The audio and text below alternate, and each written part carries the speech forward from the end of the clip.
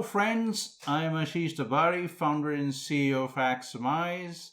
I have invited Moshe Wardi back. Hey, Moshe. So welcome back. Let's pick up where we left last week. So we had lots of interesting chat about LTL, applications of logic and problem solving. Your very interesting and informative discussions with John Backus and von Neumann. Loved it.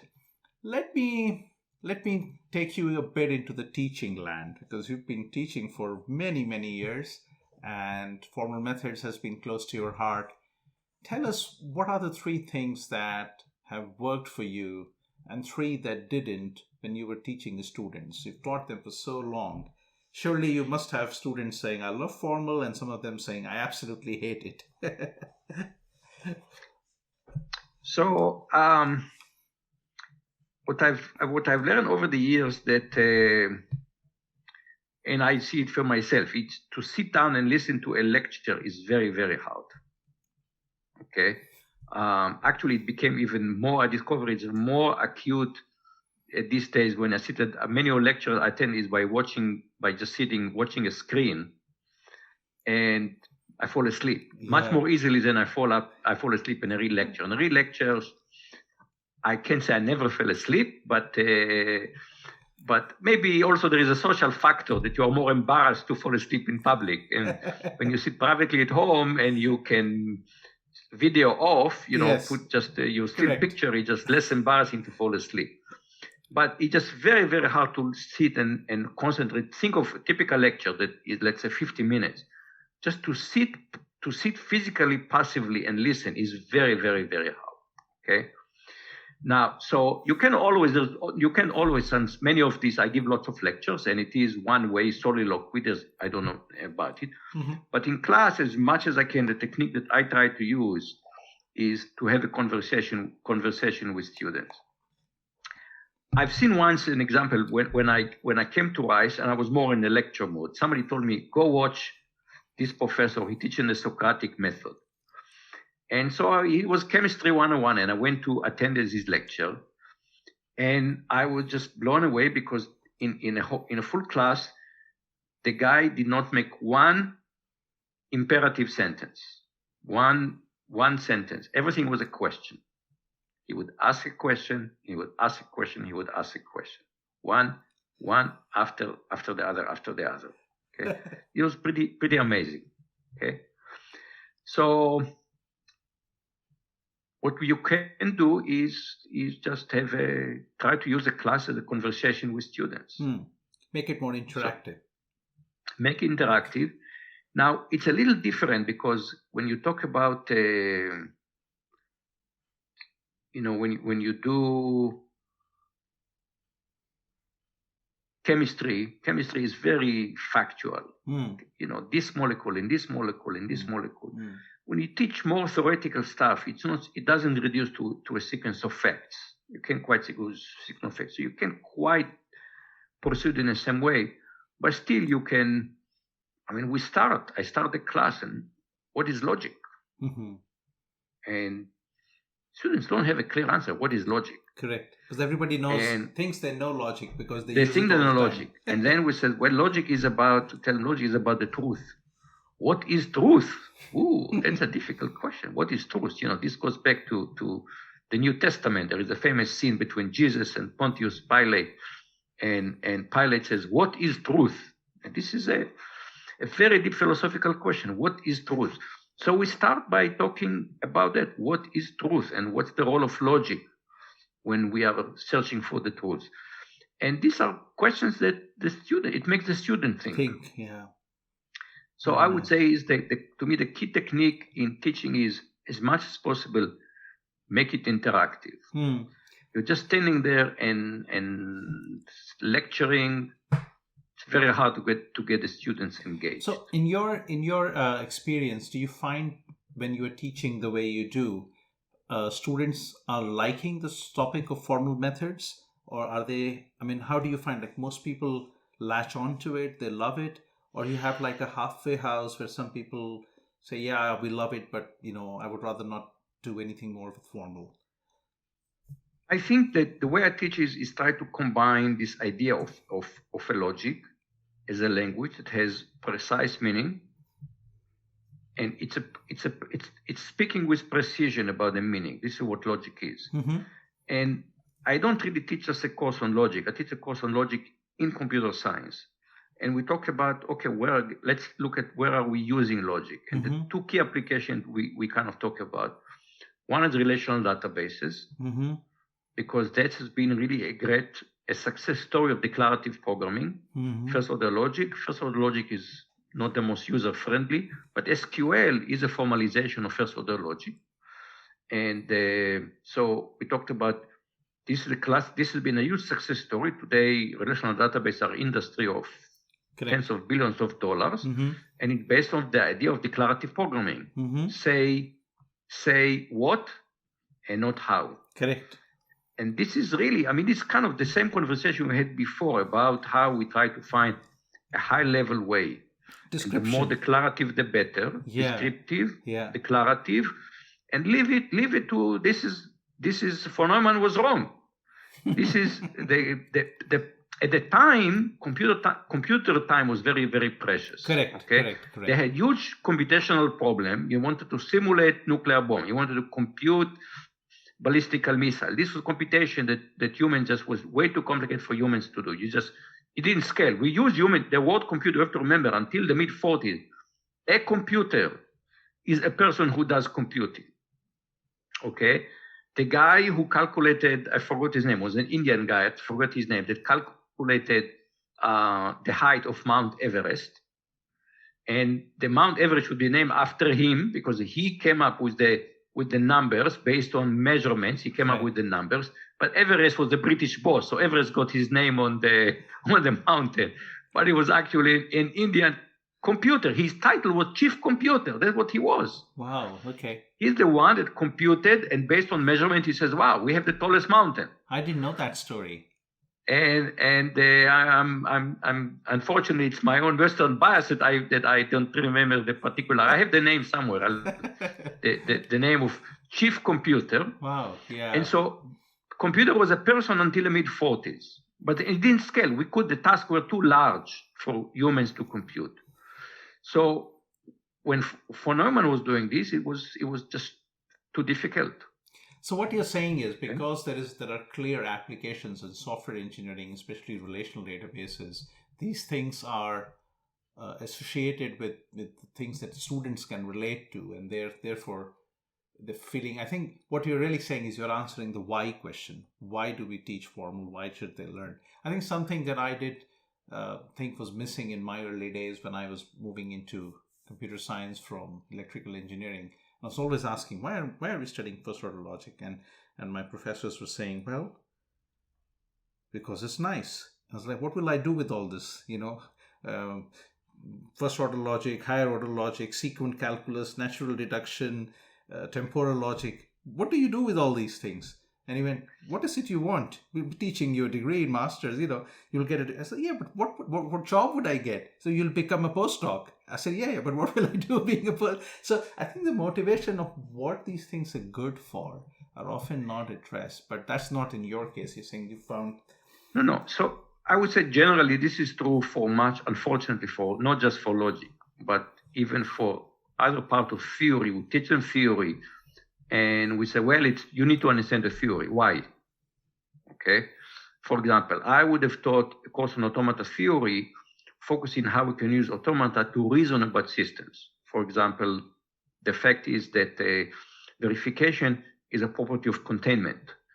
And we have a model that describes the system, a model describes the property, and the containment relationship, that's the verification relationship that we want to establish. But when we teach a course on automata theory, it's just automata. Correct. Here is the theory. Everybody agrees it's beautiful, it's elegant. Put it on the wall and forget about it. One of the things I think when we need to teach theory, we need to show the students what is the relevance of this. And the students want to understand the relevance. I think one of the things sometimes we don't do, even about theory, explain why is it relevant. Correct. Okay. Why is it relevant is the very important point. The other thing that students really, I think, get a lot from getting is history. So the way we teach them history is just buried away. Okay, here is the theorem. Yeah. It's there. It's already been established. Well, how did we get there? We got there because there was human beings of flesh and blood that made progress one at a time. Correct. But when you teach the student logic and you start telling them about Gödel, who was one of the most brilliant mathematicians of the 20th century, but also one of the weirdest ones. He was weird. He was a weirdo. He was really weird. So I'm coming to that because I just want to come to this one. So I heard your talk. I think you've given it multiple times. This is on the topic of machine learning, AI, and logic, generally speaking. And this particular talk, which is also available on YouTube. And by the way, anyone who's listening to this podcast hasn't heard it, I strongly recommend. Moshe talked about this. His talk is called From Aristotle to iPhone. And I think you just gave it recently as well. Yeah. Amazing talk. And you brought up an interesting conclusion by saying that we've gone from using logics for reasoning, of course, after von Neumann, to building computers that use logic for reasoning and also for learning, right? And I found this deeply thought-provoking, this sentence that, you've come full circle in some ways. And, I started my career in logic by applying formal to model an initial body of knowledge as neural network, and then use machine learning to train the network. And the idea was to extract rules that are logical rules. My time, it was data logic type rules. So first order logic with constants. And this was 1999, 2000. And I'm really no expert at this topic, but I loved doing that work because it was quite hot at the time. Machine learning was not very hot in late 90s, but this was catching up. I follow you, and I think you're also moving in that direction a lot more by talking about symbolic connectionist systems. What are your thoughts on this? I want to hear from you. What do you really think about these evolving body of science, which is combining these two giant fields, machine learning? By the way, I think machine learning also had roots in logic. I think people only look at the neural network side, but it's a huge... But neural networks came out, there was an attempt to logic. I mean, if you go back to Pitch and McCullough, it was a paper in logic. Correct. I mean, part of the question was, what is the logic of the brain? Correct. In fact, you go back to Boole. Yeah. And Boole, when he writes his book in 1847, he basically says, I'm trying to understand how does the mind work. He thought people were logical, which is I don't know why he thought that way. Most of us know people better than that. But at least we aspire to think logically. And he said, I want to understand it better. So he writes explicitly about the laws of the mind. He thought the laws of logic are the laws of the mind. Right. Okay? That's what I think you mentioned in that talk. And then this is in 1847. Almost 100 years later, Pitts and McCullough in the early 40s tried to understand, okay, what is the logic of the mind? And they came up with this model of neural nets. And in fact, there was in one of the waves of neural nets, there was various waves of success and failure. Right. There was a wave of the connectionist approach. This is in psychology, this is how we need to think about the brain as a neural net. Okay. So it's a slightly different type of logic. I mean, there was nothing in logic that says you have to have, Aristotle used conjunction, and the Stoics used conjunction and disjunction because these are concepts that correspond to natural language, okay? But we could imagine that we have, in fact, people who think about theories, who talk about circuits, talk about threshold circuits. The other type of, today we understand, and there is fuzzy logic and real valued logic. I mean, people that think that logic is just about the 0, 1, and or a not, this is a very reductionist view of logic, okay? So, I look at it as a more holistic way. Correct. But it is clear that that even the way that the mind works, and I'm not an expert on the brain, and people debate, and now I see that people are challenging Kahneman if he's completely right. But I would say, roughly speaking, we understand that certain things we do in life is without reasoning, that recognize your face. Yeah. I don't say, well, he's wearing glasses I just recognize the face. Clearly, it is what we call fast thinking, okay? And that's a huge part of not human intelligence, but any kind of intelligence. The lizard intelligence is you recognize image recognition, okay? I think the people in cognition refer to this as reflexive reasoning. So reflexive kind of reasoning. We do it very, very fast. Okay? Child can do this, right? A child knows how to skip over an obstacle, right? 1 year old would know. It doesn't need to use logic. And so it was appropriate for AI to say, how do we do this? This is not what you call human intelligence, but it's part of intelligence because you cannot function. If you look at intelligence, is partly the way you need tools to survive. How do we do that? And we have learned, basically the brain is some kind of a big neural net. And we have learned enough about how to construct neural net, how deep they are, what's the training algorithm, et cetera, to do certain tasks very, very well. Okay. Now, but we expect children to grow. And one of the things that we expect them to grow is they need to start reasoning. And there are lots of research on how children start reasoning. Mm-hmm. For example, what is the thing about a theory of mind? Mm-hmm. There is a cookie experiment, which is there is a jar and there is a cookie in the jar and the mother goes away and you move the cookie to another. These are non-transparent jar. And you move the cookie to another jar and the mother come back and you ask child, which jar will the mother open? Yeah. And at a certain age, the child points to the jar where the cookie is. But I forgot, maybe at age 4 or 5, the child realized the mother did not see that the cookie was moved away. So the mother will try to open the original jar because that's what she saw. And that's a theory of mind, I call it. When you start thinking, I'm thinking about what you're thinking. And at some point, we start reasoning, okay? And this is what Boole was trying to capture. And in some sense, logic says, let's forget about the recognition part. We encode it as an atomic proposition. Proposition say it is raining. How do you know it's raining? Well, this is something else. You hear the sound, you see the drops, you read it's raining. We start reasoning about it.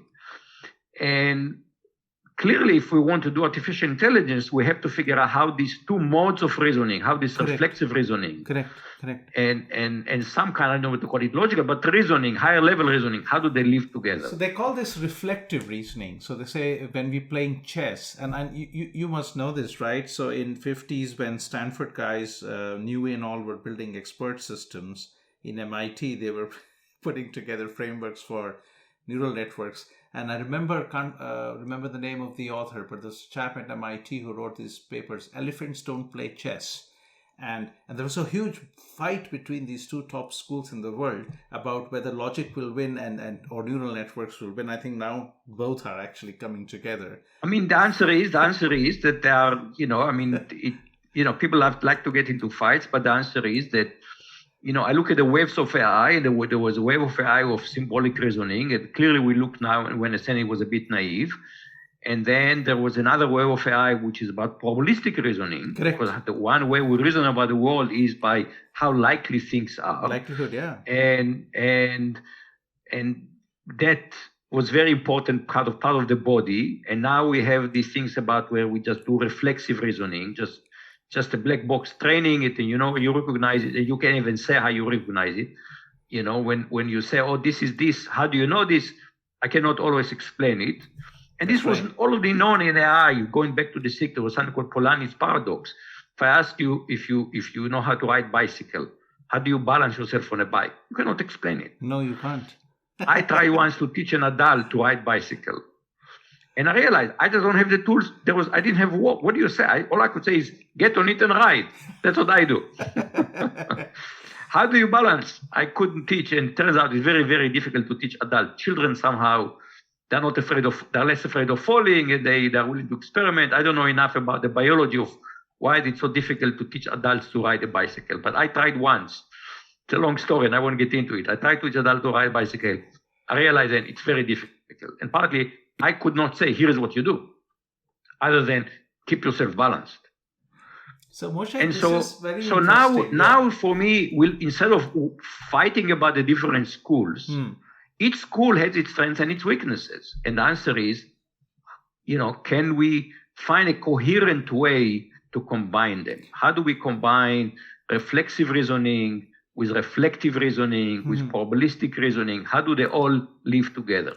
Actually, one of the things that became clear to me was that the reductiveness of logic to 0, 1 was a weakness. Correct. Okay, that we need to add some notion of we like to think, of course, we think of truth as an absolute, either true or false. Fuzzy logic tried to do that, right? So they're trying to say that, there was this lots of fuzzy sets in which truth. I don't think people, beyond applying it to microcontrollers and washing machines and so on, I don't think the computer science people took it seriously. Logicians did not take it seriously, I know that. Logicians did not take it seriously. But on the other hand, if you look, for example, at Lofty Zadeh, who passed away just a couple of years ago, he's amazingly well cited.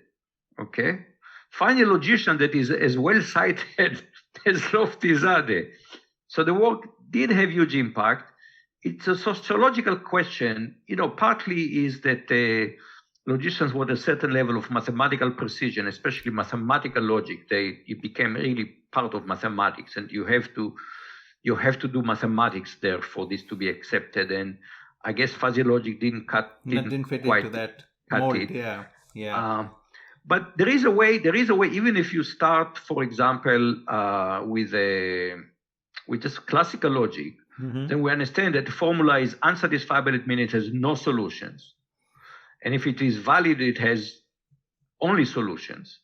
But in between, it would be what fraction of the truth assignments are satisfying. Correct. And that's a very simple way of to say, okay, how true is this formula? Okay. And if the answer is, well, yes, it could be false, but the probability is less than you're going to hit by an asteroid. Well, then maybe I can, when you build a bridge, is it 100% sure? Are you 100% sure that it will not collapse? No, you're, 99.999. Okay, there is some degree of safetiness. So we could talk a bit about even classical logic and add quantitative. Or we can say, for example, that a proposition is true with probability half. Correct. What is the probability now that the circuit will output 1? Correct. Actually, this is what real life is, to be honest, right? We have to deal with these uncertainties. What I find very interesting, and I think I want your view on this, I think about this as being a very exciting field which will have applications in cybersecurity, systems biology. I would even argue in ethics, because if you look at what is happening with all of this data being munched with lots of big giant companies, and there's so much semantical information being churned out of this, Of course, there is learning happening. They learn our patterns of what sites we watch or what YouTube videos we watch. So they tell us this one to watch. But behind the scenes, it's not just neural network learning. At some point, they're taking logical decisions to say, let me show you this video because this is the one that actually is going to make more sense to you because you've watched 5 other videos that look like. So I don't know what technologies the Google and the Facebook is using behind the curtains, but it looks to me that is where we are heading. The synergy of logic and deep neural networks. Also, I think in terms of application, not just ethics,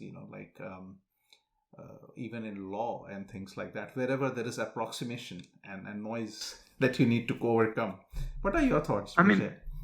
Well, partly it goes back to a concept that George Shultz just passed away just very recently. He was a prominent, statesman, and then he was Secretary of State. He had many government service for many years, and he spent the last decades of his life at Stanford. And I think he passed 100. I think he lived more than 100. And then he passed away, just passing past 100. But he authored an op-ed in one of the newspapers just a few months before he passed away. And he said, what is the most important thing I learned in my life? Trust is the coin of the realm, he wrote. It's about trust, okay? And we have, for example, Biden just gave this congressional address yesterday, and talked about, will our democracy endure? And one of the issues is, for democracy to endure, you need societal trust. Mm-hmm. And one of the things we have not been talking enough about, we have lots of polls that shows eroding trust. And therefore, we need to start talking more about trust. This is what it is about. If you've been to a corporation, I'm sure you must have played at some point the trust game. Have you ever played the trust game? Not really, no. What is it? Tell people. Oh, it's a lovely game. It has to be one of these off-site retreats. Right. And you stand on a platform, right. and which is about has to be maybe 1.5 meters high. Yeah. And you put a cover on your eyes. Yeah. And then you're supposed to fall backwards. Okay. Which is absolutely terrifying, because your lizard brain tells you you're falling backwards from platform. You're going to hit your head on a pavement. You're going to die. Right. Okay. Right. Behind you, 10 people are standing behind you, and they catch you. Right. Okay, when you fall down. So you know that you're not going to die. The forebrain knows, the aft brain is terrified. Mm-hmm. And it's an exercise. Many things in life we have to we are part of the challenge. The human condition is, as I say, is a colossal fight between the lizard brain and the forebrain. The lizard brain says, eat this, it's good. The forebrain says, don't eat it, it's not good for you. And it's on and on and on. You can find so many things. And sometimes one wins, sometimes the other wins. Okay? In this case, part of the goal is to teach you to trust your team. Sometimes you just have to say, I trust my team. You cannot in every instance, for example, you work you build a software in a team. You establish processes. What you cannot do is go and check individual everyone. No, I don't trust this guy. I'm going to go over every line that he wrote or every line that she wrote. Okay. You have to say, we establish processes. Okay. So, her code is reviewed by this guy. And between the two of them, that's it. I'm not going to review that code again. There will be a tester that will do it. You cannot go to say, I trust no one, because nothing is achievable. So corporation, you cannot really accomplish things if you go with attitude, I don't trust anyone. Mm-hmm. There are people who have this attitude, like, no, I trust only myself. The answer is that you're very limited in what you can do if you only trust yourself. So we have to really teach people the concept of blind trust. So you're saying basically, if you reduce these problems of cybersecurity, even systems biology to some extent, I would say, would you say systems biology could also be looked at as a trust problem? Ethics can certainly be, because it's the same. Ethics is very much very often about trust. System biology, I don't quite see the connection, but maybe I will see if I think more about it. But the point is that a lot of things we do in life, we because we trust. Okay, so when during my military service, I had to take a skydiving course. Mm-hmm. And you have to jump from an airplane. It's absolutely terrifying. I would love that. It is exhilarating and terrifying at the same time. Okay, but in fact, you have to jump from an airplane. If you've done a roller coaster, okay, what happened in roller coaster? Why do kids love roller coaster? Yeah. Because on one hand, they are scared, but they trust the system. They trust that this is safe. Because if they didn't trust that the roller coaster was well engineered, I say, I'm going to risk my life here. This is too risky. I don't want to do it. And there are people who cannot. There are people who just cannot. Their fear overcomes them and they cannot trust the system. But the majority of us says, this is licensed, this is well engineered, somebody calculated the trajectories, we're going to be okay. And then we enjoy the tension between the fear on one hand and the trust that we put in the system. So we say, we know that this is, we put the fear, but we put it in a cage. We know that, no, it's fear. I can observe it. I can reflect on it, but I can do that and enjoy the thrill. Okay. And we kind of do that. We engage in something. If I really thought when I jump from the airplane that the probability, I know there is some probability that something will happen to me, but I thought the probability is very, very low. That's where probabilities do come in. We take risk. And the question is, what kind of risk we're going to take? And this is a concept that now we're talking, we're going to deploy autonomous vehicles. Mm-hmm. They're not going to be 100% safe. And the accidents will happen. They have to make binary decisions at a micro level. But based on probabilistic. How safe do we want it to be? I mean, this is a societal question. And in fact, that there was a a philosopher, Johannes Himmelreich, and he says all this discussion about the trolley problem for autonomous vehicles, he said, and then it's a political decision. We have to make a political decision. Somebody has to tell the AV cars, this is the level of risk that you need to tell us that this is not going to happen more than right now, for example, with human-driven cars, we have something like, I think, 8 fatalities per billion VMT, vehicles mile traveled, okay? What do we expect? This is when human drivers, which are imperfect, accident happen, the fatality rate is 8 per billion VMT. The accident rate, of course, is much higher. Many of them end up like this. How safe do we want autonomous vehicle to be? He said it's not an ethical question. It's a societal question. We need to tell the companies, here's the level of safety that you need to strive for. Okay, there's not going to be, nobody think we're going to make any kind of automobile that will be zero fatality, zero accidents. Accidents will happen. You know, while you were just talking about this, it just crossed my mind in today's times, exactly in the month that we're living now, and I'm looking at the COVID management and the data coming from different countries. It almost feels like it's the same scenario that is unfolding in front of us. There is no real absolute truth here. I mean, there is, of course, distance, test, trace, and isolate. And then you have all these vaccinations, I got mine. And the thing is, we still don't fully understand why some people are reacting so badly. So there is this probabilistic aspect to the biological understanding and unknowns. There is logical annotation of all of this, and we are being told to do this or that, either lockdown or an economic this or that.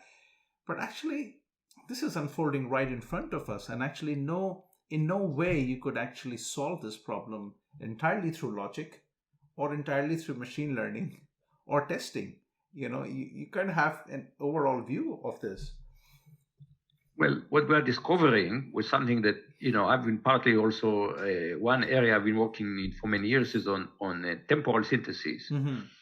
And we know that planning with incomplete information is just very, very hard. Very hard, okay? Yes. It is much harder than planning with complete information. It is more difficult. And the question is, okay, what do we do? And society is really struggling. The experts can tell us with confidence. Not to mention that part of the problem now is that generally discussion of risk are devoid of numbers. Yeah. Okay. Yeah. We are starting to get some numbers now, for example, on the efficacy of the vaccine, and it's actually very, very good. Yeah. But think of what happened now with the Johnson and Johnson. Yeah. Okay. Yeah. They had something like 6 incidents of blood clots after giving it to like 7 million people. This is 1 in a million chance. Yeah. It's okay. the same thing with AstraZeneca. Suppose, I would have liked to know, suppose you take 7 million people and you give them nothing. What is the probability that over a period of I don't know, let's say 3 months, some of them will develop blood clots? Yeah. 1 in a million sound actually, I don't know the numbers, but this really should have been the discussion. Because 1 in a million, we take risk of 1 in a million without, thinking. What is the chance that you're going to get in a car accident? 1 in 37,000. 1 in 37,000 they were reporting in the UK. Yeah. So for example, after 9/11, people were afraid to, and even now, people are afraid to fly. So they drive sometimes hundreds and hundreds of miles instead of flying.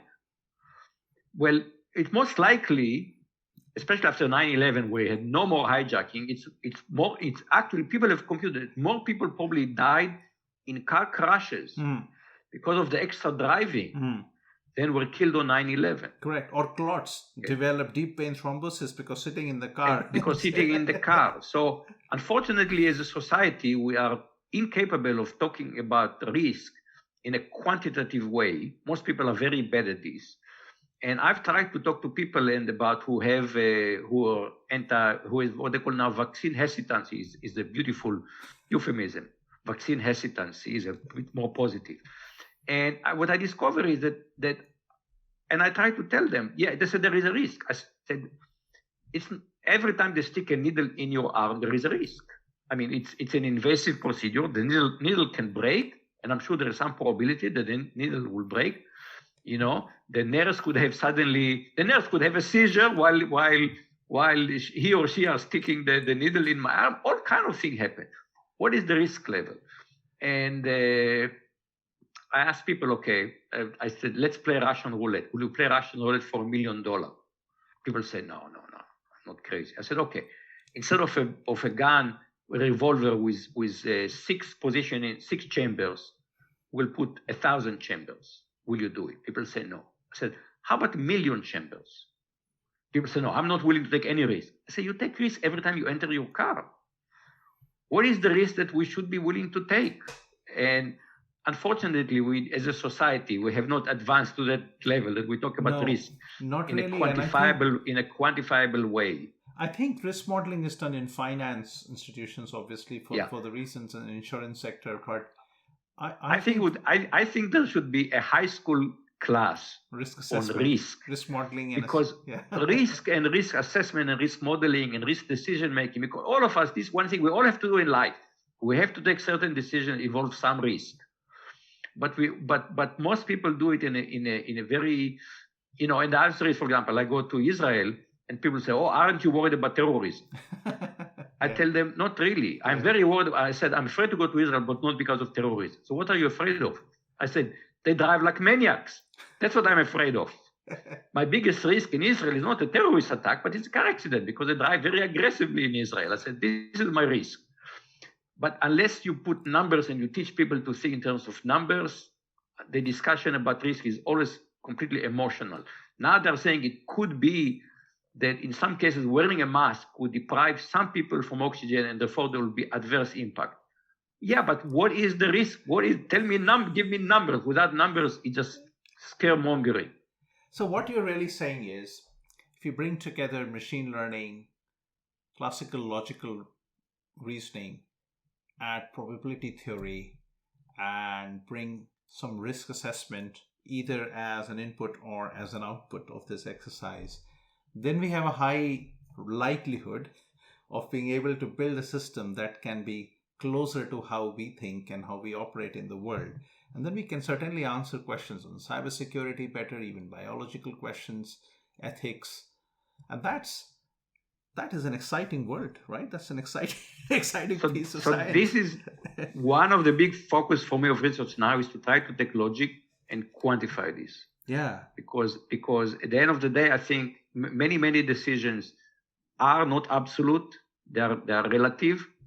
But if you don't know some numbers, if you don't have some assessment of how risky something is, or how even trustworthy, nothing is 100% trustworthy. Yeah. Okay.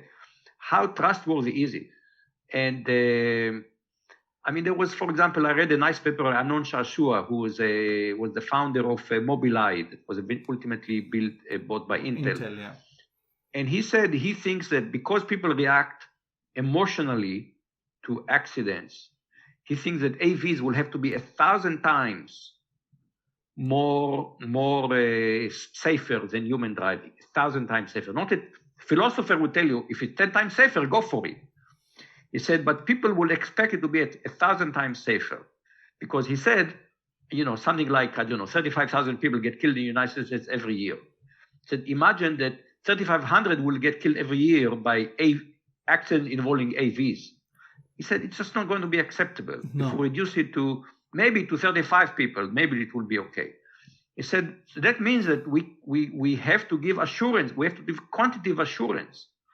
And therefore, he says, for example, all this, we think we can establish this by, he calculates how many billions of miles we'll have to drive to give experimental assurance that we are 1,000 times safer. He said, no way, you have to build models and you have to quantify them. Correct. In order to be able to tell the regulator that this AV is 1,000 times safer than human driver. So I was thinking you started your computer science journey by going for a 2-week course and using punch cards and programming in Fortran, to then coming back after 4 years to learn that actually we had terminals and no more punch cards, and people were slowly moving to high-level languages. And then you were a logician for majority of your career. And what you're now telling me is that you're moving into a realm which is more fussified and looking at not absolute trust, not the binary classical logic, but actually everything in the middle is of interest. And you're supposed to get wiser as you go older, right? So you're learning that there are no absolute truths, there are things in between. But what amazes me, and I think that's where we need to wrap up, I'm thinking about this 6-year-old boy, young man who hear about computers.